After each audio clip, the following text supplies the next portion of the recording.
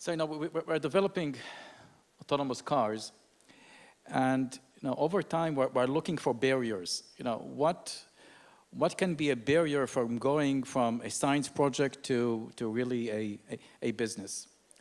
And what we found out, it's not really technology. It's not the level of artificial intelligence we have in our perception.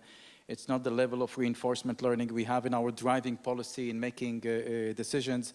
There's something more fundamental that if we do not get a good handle on it, autonomous cars would remain a science project. And what we found out that this particular problem, let's call it a blind spot, calls for a new discipline. And this new discipline, let's call it putting together law and mathematics together, or let's call it regulatory science. And it's all about trying to get a good handle about safety. So when we talk about safety, everybody says safety is paramount, safety is our first consideration, and so forth. But a precise definition of what is meant by safety is kind of elusive. So automotive, they have what they call functional safety. Functional safety is about making sure that you have system integrity, that if there is a bug in your software or a malfunction in your hardware, you have a way to detect, you have a way to go to a secondary channel, a fail operation. It's all about bugs. But when you want to move an autonomous car, it's not the bugs that you are concerned about, is what kind of assurances one can give to society about whether these machines are going to be involved in accidents, are going to kill people, and how to do it in a way that gives comfort to society. And one of the first conclusions that you come up with, that in order for society to accept autonomous cars, you need to prove actually that you'll be orders of magnitude safer than humans, because humans, there's lots of fatality with humans. So when we started looking at what exists out there in terms of providing safety assurances, the kinds of approaches did not satisfy us. And because of lack of time, I'll not go over the approaches. I'll simply explain what we're doing there. Okay, I'll continue. Actually, I want to run. We don't need this presentation. Okay. So when you look at the law, right, about the guidebook of how to drive, everything is clear until you reach a point which is very elusive and ill-defined, and it's called the duty of care. Now, the duty of care is not just for automotive. It's for any business that could harm people. So if you are in a business that could harm people, you should exercise care. Now, what is meant by exercise care is left for interpretation. And it's left for interpretation. Actually, every law is left for interpretation, but this particular law, the law of duty of care, is very, very critical, because if we don't understand, if the machine doesn't understand what is meant to be careful, then how could we put an autonomous car on the road? And then we started asking ourselves, okay, is defining what being careful is simply a philosophical question? It turned out that it's not just a philosophical question. It's a philosophical plus mathematical question. And I'll try in the next 5 minutes to give you this sense of why it's a mathematical question. So if we want to provide an interpretation that is good for machines for the duty of care, then we need to optimize 3 axes. 2 of them are kind of obvious. The third one is completely non-obvious. So the first axis is that the interpretation must be sound. Sound meaning that it should comply with the common sense of human driving. The way humans interpret care, or the way humans interpret being careful, should also comply with the way the machine interprets careful, right? Because we want the machine to comply with the way humans drive on the road. So you want to be sound. But you can be sound, but not being useful at all. So I'll give an example of a legitimate interpretation of duty of care, which is completely useless. So I can interpret duty of care by saying that, when I change lane, I should not interfere with the motion of other road users. Right? Sounds legitimate, I'm very, very I merge into traffic without affecting anyone's motion. Nobody's affected by my own motion. This sounds perfect. But, try driving in Israel like this. Nobody will let you change lane. And in many countries like France, like Italy, like now Boston, Los Angeles, most of the places in the world, you cannot make this assumption. So if you make this assumption, it sounds like a good interpretation of being careful, but it's useless. So there's another axis to optimize, and that's the agility. You should be able to have an interpretation which allows agility of the autonomous car. Okay, so we want, on one hand, to be sound, another one to be agile. Now comes the third. The third axis, this is where really mathematics should come in. You need to prove that whatever interpretation you have, you need to prove that you can verify its implementation in the machine in a robust way, in an efficient way. So I'll give you an example of a negative example. Let's assume my interpretation of being careful says that if a car behind you is too close to you, then accelerate a bit. Sounds reasonable. We also humans sometimes do it. If we see in the rear mirror that a car behind us is too close to us, is tailgating us, we accelerate a bit right?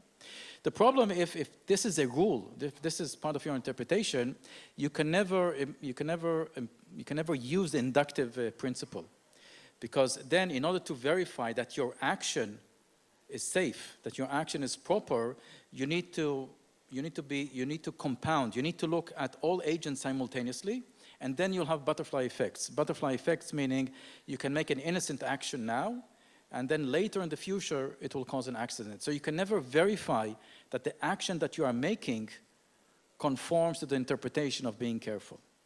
So we call this efficiently verifiable. You need an interpretation that on one hand is sound, the other hand is agile, third is implementable in a machine.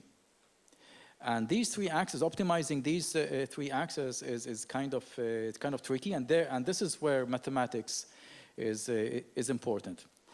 So we set out a year ago to write a model and make it open, right?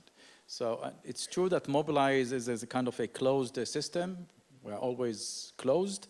But in this case, we decided to be open because it is important for the entire industry to clarify all of this. So for the entire industry, we'll be able to put cars on the road, and then we compete on the technology. But at least the definitions of what is meant to be careful will be shared among all of us. So we wrote it as an academic paper. We are now at the fourth revision of this paper, where we set this interpretation. The interpretation is based on the Occam's razor principle. So all the driving experiences, all the complexity of driving experiences is reduced to five basic principles, like right of way is given, not taken, be careful from occlusions, about keep safe distance to the car in front of you. And then you can show that the complexity, like priority rules and so forth, are simply derived from a very simple set of five principles. And then we set up the interpretation in such a way that it is efficiently verifiable, so that we can prove the induction principle on whatever we do. And what this basically does is says the following. It defines what dangerous is, because if the machine doesn't have a formal definition of what dangerous is, it can never be agile. Because if you don't know what dangerous is, you become conservative, because you don't know if this action that you're going to make is going to cause an accident or not cause an accident. So you need this formal definition of what dangerous is. And today, there is no formal definition of what dangerous is. For example, if I change lane and the other car hits me, we will go to court and we'll have two stories. My story would be that this guy was inattentive. His or her story is going to be that I was reckless. And it's then a matter of the judge and jury and so forth to analyze my interpretation of duty of care and so forth. So a machine needs to know what dangerous is. Second thing, the machine needs to know what is a proper response if you are in a dangerous situation. And this proper response should be efficiently verifiable. It means that whatever response you're doing, if you conform to the model, there are never going to be butterfly effects. There's never going to be a chain of other a reaction, chain of reactions that eventually in the future will lead to an accident of your fault, right? And third is what assumptions are you making about other road users? Because what is duty of care? Duty of care basically says that you are making assumptions about what other road users are doing. So on one hand, you are taking the worst case, but it's a worst case under certain assumptions. So I'll give you an example and then I'll end here. Let's assume I want to keep safe distance to the car in front. Now, if the car in front can brake instantaneously at infinite G, not 1G, 2G, say infinite G, physically it's not possible, but for the sake of argument, at infinite G, basically I'm assuming that the car in front of me is stationary on the road. If the car in front of me is stationary on the road, I need to keep quite a long distance to it, and I'll become non-useful, right? Because all other road users will overtake me, right? So I need to make an assumption of what is the maximal braking force a car in front of me can make. So this is an assumption. This assumption should be vetted with regulatory bodies, right? Or this assumption should be analyzed through data. Should I make the assumption that the car in front of me maximum brakes is 0.6 G, 0.8 G, 1 G? It will determine what safe distance I can make. I need to make an assumption of what is my response time. Me as a computer, I know what's my response time, but I need to make an assumption what are the human driver's response time. Is it half a second? Is it 1 second? Again, this should be vetted with regulatory bodies. So we do make assumptions. And those assumptions under a worst case scenario meaning the car in front of me all of a sudden applied maximum brake. That's a worst case. But worst case plus assumptions really defines what is the interpretation of duty of care. And this is what we set in that article. We're working with regulatory bodies in the US, in Europe, China. Baidu officially translated this interpretation. It's called RSS, Responsibility Sensitive Safety, into Chinese and officially adopted it. We're working with industry players like our customers, OEMs, and tier ones, and even our competitors in order to coalesce around a model which would allow everyone to put an autonomous car on the road. So what I had in my presentation is also some nice movies about how our car in Jerusalem drives. So there is no movie, but I'll explain a bit. We are developing our system and testing it in Israel. And one of the reasons for testing it in Israel is because of the culture of assertive driving here in Israel, which, as I said, is similar to France, Italy, and Boston. And specifically in Jerusalem, there's another factor, which is, it's like San Francisco, it's hilly. Jerusalem is on a mountain, so it's hilly, so it's not just flat. And we have our autonomous car driving in the city in a way that's very, very agile, conforming to this RSS model, so it will never cause an accident. And we even, have what we call an AV Turing test. So a guy in the back seat, a guy or a woman in the back seat, needs to say at the end of the drive whether the machine was driven by a human or by the AI. And sometimes it's very, very difficult.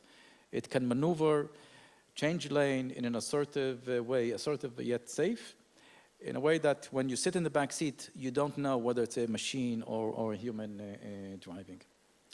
Okay, well, thank you. Sorry for the no slides, but I hope it was interesting.